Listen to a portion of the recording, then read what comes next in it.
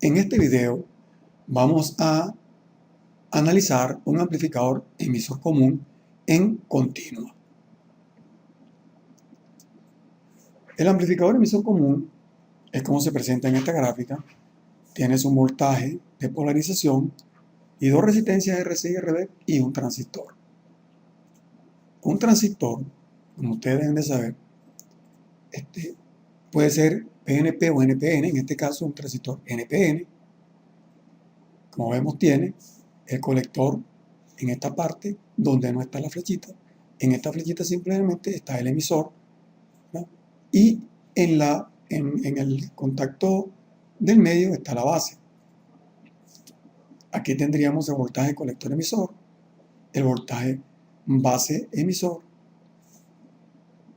aquí la corriente del colector, la corriente del emisor y la corriente de la base. Esto es lo básico de un transistor para poder realizar el análisis que vamos a tener en este momento. Entonces aquí trasladamos todas estas consideraciones a nuestro circuito. Aquí tendríamos entonces el voltaje colector emisor del punto Q. ¿Okay? Aquí el voltaje base emisor. Este sería el voltaje de colector que estaría en el colector, el voltaje de emisor que estaría en el emisor, el voltaje de la base que estaría en la base, la corriente del colector en el punto Q, la corriente del emisor en el punto Q y la corriente de la base en el punto Q. Ya esto del punto Q lo vamos a ver más adelante. Entonces, una condición importante son algunas características de este tipo de circuitos, que es que el transistor normalmente en su construcción él tiene una constante prácticamente que se denomina la beta del transistor o el H sub Fe en parámetros H. Eso es simplemente la relación que hay entre la corriente de salida y la corriente de entrada, que en este caso es la corriente del colector sobre la corriente de la base. Entonces de aquí nosotros podemos decir que la corriente del colector es igual a la beta por la corriente de la base y que la corriente del emisor es igual a 1 más beta por la corriente de la base. Aquí también es importante indicar que el voltaje base emisor es un voltaje que se genera en el circuito, sobre todo en la parte del emisor, porque es la parte que está más dopada. Y este voltaje base emisor simplemente va a tener un valor de 0,7 voltios para el silicio y un valor de 0,3 voltios para el germanio. Acuérdense ustedes que el transistor es un semiconductor que está formado simplemente, básicamente por silicio y por germanio, aparte de algunos otros materiales con los cuales se dopa para poder fabricarlo. Cuando nosotros vamos a hacer el análisis de este tipo de circuitos, el análisis es recomendable realizarlo por la malla base emisor.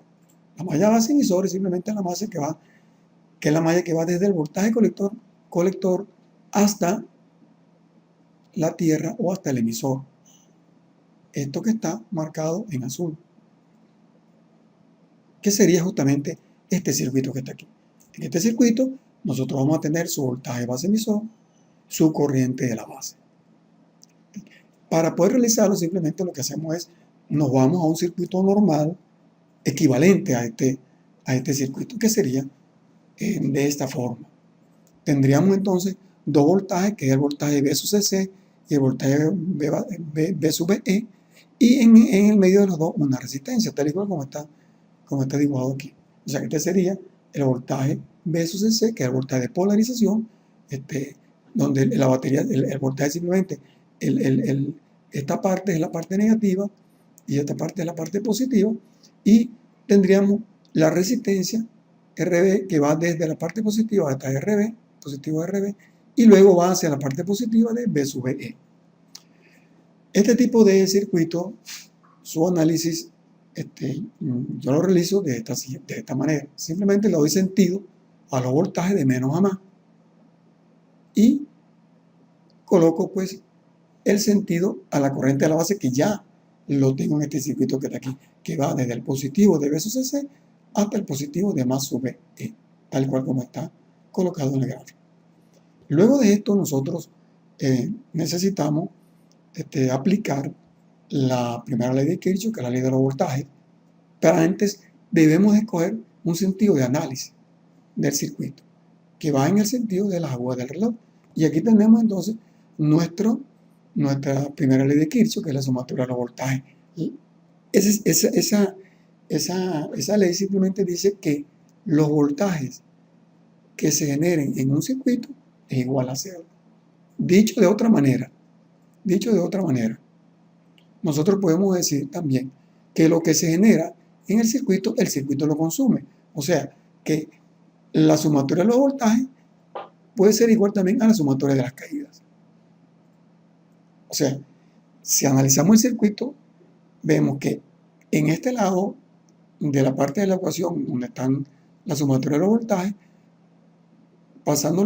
analizando el circuito, vemos que lo que está en el sentido, los voltajes que tienen el sentido igual al sentido escogido es positivo. Si lo tienen en sentido contrario es negativo. En este caso B sub C0 tiene el mismo sentido positivo y B sub E lo tiene en sentido contrario, es negativo. Esto sería igual a la sumatoria de las I por R, como solamente tenemos una, entonces debe ser RB por I sub Q. Aquí en este circuito lo que nosotros vamos a calcular es la corriente de la base. En ese caso la corriente de la base estaría de acuerdo a esta fórmula. B sub C menos B sub E entre RB. Ok. Ahora vamos a analizar la malla colector-emisor. La malla colector-emisor es esta malla que está aquí. Es la que está justamente con esta línea roja, que va desde el voltaje B sub C hasta tierra. ¿Okay? Y quedaría de esta manera. Tendríamos entonces aquí entre el colector-emisor, su voltaje colector-emisor del punto Q y la corriente de colector en el punto Q que pasa por RC. Nosotros, igual que en el anterior caso, vamos a realizar su circuito equivalente para poderlo realizar de una mejor manera. Y en este caso, pues, tenemos también dos voltajes que serían B sub C, pero ahora sería B sub CE, y la resistencia sería RC y la corriente IC. Aquí tendríamos igual B sub C, que simplemente lo colocamos de esta manera, porque tenemos B sub C, esta parte sería tierra, y esta sería positivo, y luego B sub CE también, que sería positivo hacia el B sub C y el negativo a tierra, tal y cual como está en esta gráfica. Y la resistencia RC con su... Y aquí nosotros vamos a darle entonces un sentido a los voltajes, ¿verdad? Para hacer el análisis, y colocamos también entonces nuestra corriente con su sentido. Y volvemos aquí a colocar también su sentido de análisis, que normalmente es en el sentido de la aguja del reloj. Aplicamos nuevamente la primera ley de Kirchhoff, la sumatoria de los voltajes, ¿verdad? Y entonces vemos aquí que también utilizamos esta alternativa de la ley de Kirchhoff, donde dice que en un lado colocamos la sumatoria de los voltajes y en el otro la sumatoria de las caídas. Y decimos que todo lo que se genera en el circuito, bueno, el circuito lo consume.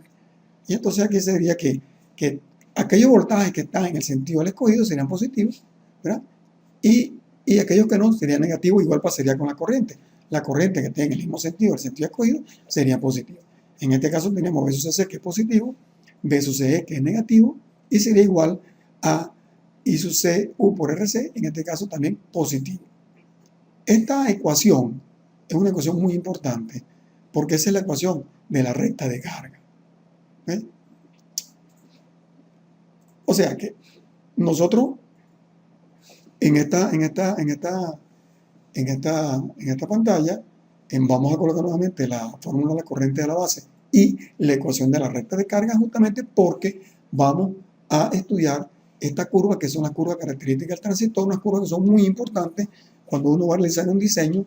Es necesario tener este tipo de curvas. En el caso de que no se tengan las curvas, entonces hay que hacer otras consideraciones, que no es que no se pueda realizar el circuito, pero si se tienen las curvas características, pues muchísimo mejor. En la curva característica tenemos simplemente unas curvas que relacionan la corriente del colector con el voltaje colector emisor. Y esta sería justamente la recta de la carga. Y esta su ecuación. ¿Okay?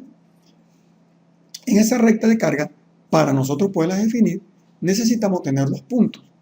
¿Okay? En uno de los puntos sería para I sub C igual a 0 y el otro sería para B sub C igual a 0. Entonces, para I sub C igual a 0 tenemos que B sub C menos B sub C máxima es igual a 0. Lo que quiere decir que B sub C máxima y B sub C, Z B sub C máxima es este punto que está aquí, es el punto máximo, ¿verdad? Que va de B sub C, que va a estar en esa recta de carga. El otro punto sería con B sub C 0. En este caso, entonces, si B sub C es 0, tenemos que B sub C es igual a RC por I sub C máximo, y la I sub C máximo sería esta fórmula que está aquí, que sería B sub C RC entre RC, y estaría en este punto, justamente este punto máximo de la corriente del colector. ¿Okay? Y aquí le vamos a hablar del punto de operación o punto Q, porque el punto de operación es el punto en el cual tiene que trabajar el amplificador. Y para nosotros obtener ese punto justamente tenemos que encontrar los valores de la resistencia del colector y la resistencia a la base para forzar al amplificador a trabajar en ese punto. Este sería entonces el punto Q, que es el punto de operación. Y en ese punto Q que tenemos, su ecuación de la recta de carga para el punto Q. Entonces aquí sí nosotros colocamos B sub C de Q e I sub C de Q. Aquí tendríamos I sub C de Q, que sería este punto de I sub C. B sub C de Q estaría en este punto de B sub C. ¿Okay? Y la I sub Q sería justamente la corriente de la base en ese punto. Como ustedes pueden ver, entonces, estas curvas que están aquí son las de la corriente de la base. ¿Okay? Y aquí, bueno, nosotros, es importante decir que la corriente del colector y la corriente del colector en el punto Q, verás, es en miliamperios, los voltajes son en voltios y la corriente de la base son en microamperios, son unas corrientes muy pequeñas. Con este análisis, nosotros podemos resolver cualquier circuito en continuo que se nos presente en este tipo de amplificador emisor común. Muchísimas gracias por su atención. En otro video vamos a hacer el análisis en alterna de este tipo de amplificador. Muchísimas gracias.